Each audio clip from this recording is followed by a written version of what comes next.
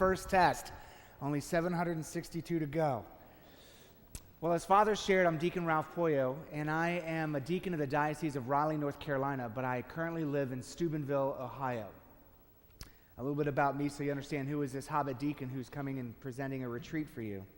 I was a youth minister for about 27 years, making millions of dollars working for the Catholic Church.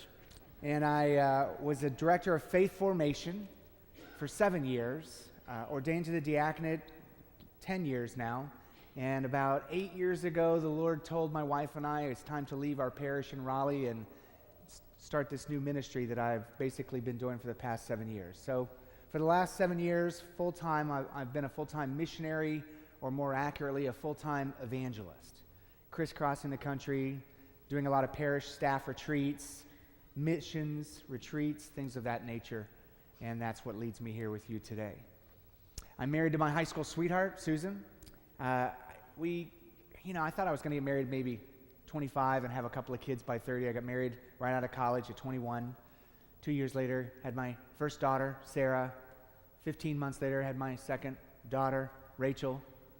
A few years later, had my third daughter, Leah. And then we thought, we're not going to have any more kids unless God has a good sense of humor. And a couple of years later, we conceived again and had our twin daughters, Rebecca and Hannah. So 5 girls with my wife. I live with a 6-pack of women, which is why I travel a lot. Does anyone know how scary that really is? I mean, let's put it this way. Once a month, my house is absolutely horrifying. And if you don't know what I'm talking about, ask someone after Mass, okay? Anyway, so that's why we're here. We're beginning this journey together. And it actually starts now because the homily really lends itself well, the readings today, to kind of direct us into what we're going to be discussing in the retreat, Monday afternoon and evening, and Tuesday and Wednesday as well. The gospel, you have this scenario where Jesus is walking back into Galilee and goes to Simon's house, as you know, you heard the story. And immediately his mother-in-law is ill, and they tell him, because why? He's the Messiah, and they know who Jesus is and what he's capable of doing. So they go to him, and Peter says, hey, look, it's my mother-in-law. Could you do something? And of course, he goes over and he heals her. Well, you can imagine what the servants of the house would have done in that moment, right? Because they're obviously concerned for the lady of the house. So all of a sudden she's up and she's helping to serve the men who are now there. And what do the servants do? Did you hear what just happened at Simon's house? Jesus just healed. Did you hear that? And so as the servants start passing the word around and getting the word out to everybody else, the whole town starts to hear that Jesus, the Christ, is here, and they've come to believe that he could heal whoever they bring. So what do they start doing? They bring everybody, whether they're sick or they're demonized, and maybe some of them didn't even know they were demonized. They just thought they were sick. So what happens? They bring them to Jesus. It says that after sunset, the front door was filled with the town full of people. They were all outside the front door in expectation of Jesus. So what does Jesus do? He does what he does. He heals them, and he casts out the demons. And then they all go to sleep, and of course he wakes up the next morning, and he sneaks away. Why? Because he's giving us a great example of what we need to do. I think Jesus had a pretty busy schedule in his time on earth. You think? Particularly during his public ministry? Yes or no? Maybe as busy as our schedules? Busier. All the more. And what does he do? He squirrels away some time for prayer to be with his Father. Why? Because he needed the time with God. This was Jesus who needed time with his Father, and he gave us that great image and model. Do we squirrel away any serious time to be with God? Do we have a sense of need to do that? Because Jesus woke up and left before sunrise. I don't know if I could do that, but that's what he did, because he knew that's the only time he'd have, so he took it. He made it. That's pretty powerful. But the real question that I want to break open for us today is, when they found Jesus, can you imagine the apostles wake up and go, where's the Lord? He's gone. Man, I hate when he does that. Let's go find him. So they go off and are looking for him, and finally they find him in a deserted place where he's praying. And of course, they all go, "Hello, Jesus, what are you doing?" "Everyone's looking for you," they say. Everybody is now looking for you. And that's where the question is. Do we really look for Jesus? Really? Are we really looking for him? Do we have a sense of urgency and a need for him? Because the reason that people were looking for him is because there was something wrong in their lives and things just weren't right, and they believed that he could help them. Do we have that need, that desire to look and hopefully find Jesus? Or have we grown complacent and we just got accustomed to the way life is?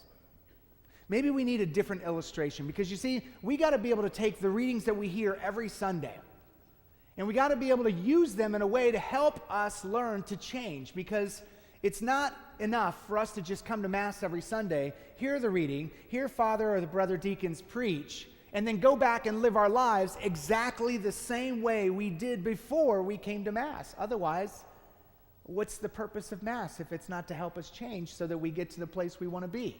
You know what I'm talking about. What's the purpose? So here would be, I think, how Jesus, if he were here today, how he would make it applicable to us. He would walk in those doors and he would come right up the center aisle and stand right here, and he would ask this question, I think. Modern day question 2, are we looking for him? Why did you come today? Why did you come to Mass? Really? What was your reasoning for getting up early, showering, doing all the prep, and then get here to be here at 8 o'clock in the morning when most other people are still just now waking up? Why did you come? You see, for me, honestly, the only reason I came to Mass when I was a kid, the only reason I came to Mass, is because Mom and Dad said I had to go. Can anyone relate to that one? How many people can relate to that one? Uh-huh. And then I went to religious education, and those saints who tried to teach me, a kid who really didn't want to learn because I had other more important things to do, like soccer, tried to teach me some things, and a few things sunk in. And one of the things that sunk in was they said that, we're supposed to go to Mass every weekend, right?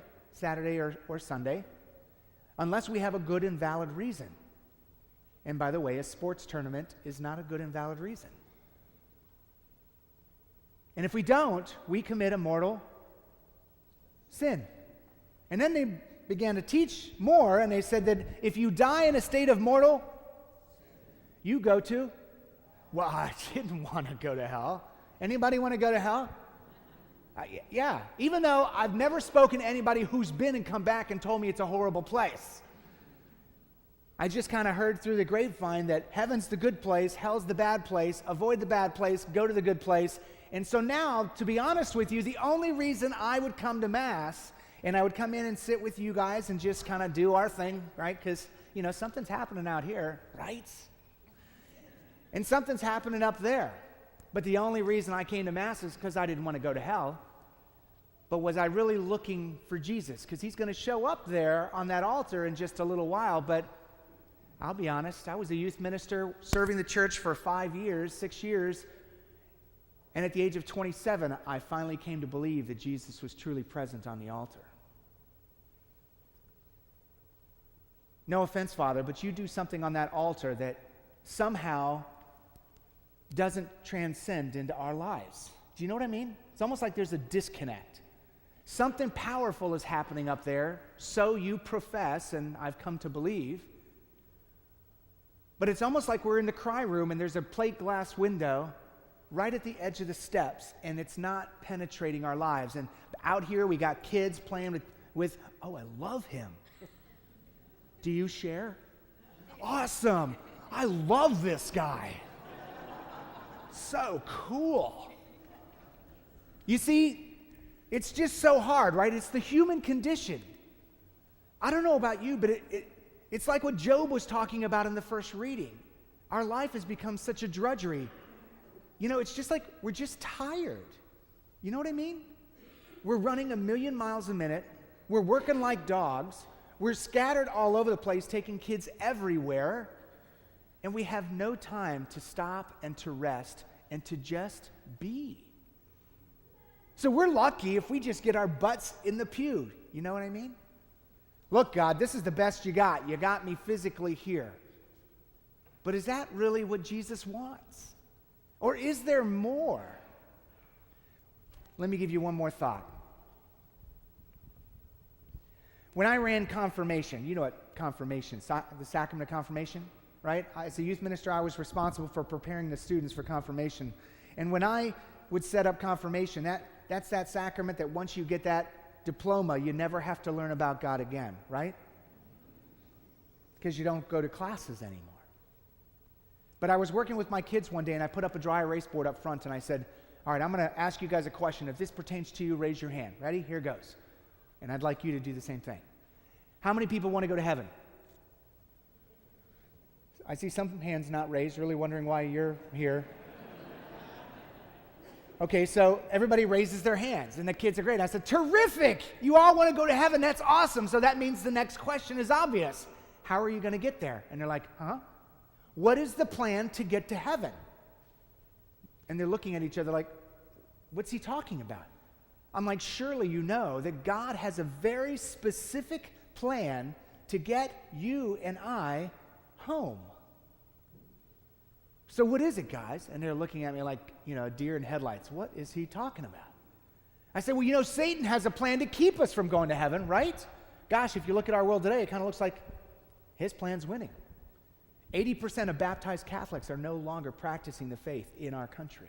80% of us are gone.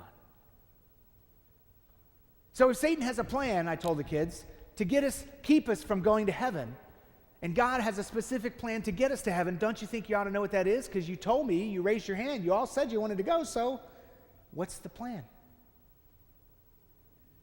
And they couldn't give me an answer. So one kid raised his hand and said, I'm just going to throw something out and hope it sticks. Oh, yes? I'm going to go to church. Oh, so I wrote down church on the board. Started making a list. Another kid catches on. I'm going to pray. Prayer. That's not bad. I'm going to go to confession once a year, whether I need it or not. Confession. Then finally, one kid gives an answer that I think most of us, if we were to take all our religious education, all the homilies we've heard, and synthesize it down into one word, I think most of us would agree that this is the plan. Kid raised his hand and goes, I'm going to be good. Right? Because Jesus tells us, be holy, for my Father in heaven is holy. Anybody got holiness down yet? Anyone? Father? No? See what I mean, brother? No, me either. It's like faceplant. Poof, did it again. It's just so hard to be holy. And it's just so easy to sin, is it not? I mean, if we're honest, you could even sin before you leave the parking lot today, depending on whether somebody cuts you off. You might want to send them off with a little blessing.